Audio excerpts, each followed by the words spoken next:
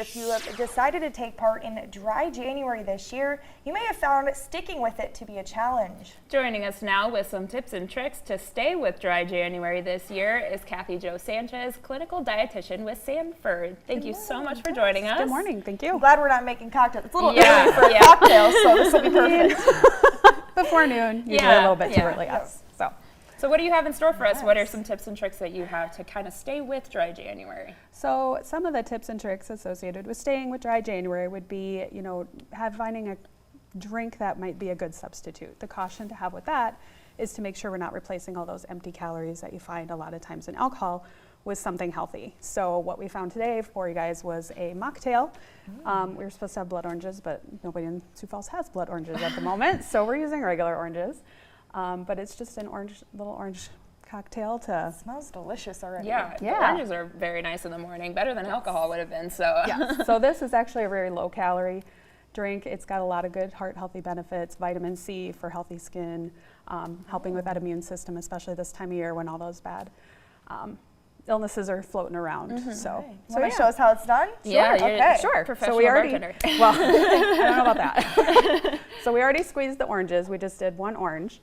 And then you need about a tablespoon of honey, and we're using the Little Shire honey from made here in Sioux Falls. We love local. We'll get that later. So you do about a tablespoon of that. It's very slow moving today on this cold morning, sorry. No, Well, honey has so many great benefits, especially when you get it Yeah. locally as well. So that's just a great option too. And whenever I'm sick, honey and oranges, things like that, they just seem to really, really help. The health benefits of honey, like you said, are really good. They got a lot of really good benefits for the gut. They're good antibacterial. So yeah. So kind of as you're making this, I guess, just talk about how Dry January has maybe kind of gained popularity maybe over the years, and how many people are really starting to do this. Yeah, so Dry January actually originated in the UK by a gal named Emily Robinson, who was preparing to do a half marathon. And so as part of that preparation, she wanted to just be a little more healthy, and so she cut alcohol out of her diet. She found that she had more energy, better sleep, improved concentration. All those benefits came about with her going sober for a month. So yeah, and you can do it any month. It doesn't necessarily have to be, the month Just of January. We're halfway through January, so if you've missed it already, you can try and do February. What are some of those benefits to doing Dry January? What can people maybe expect to see? Some of the biggest benefits would be weight loss, because calories are a big part of alcohol. So cutting out a lot of those empty calories, so they might see weight loss, which ties in with a lot of fitness benefits associated with those goals that people set in the beginning of the year. Saving money, alcohol's expensive, so that's a huge part of it as well.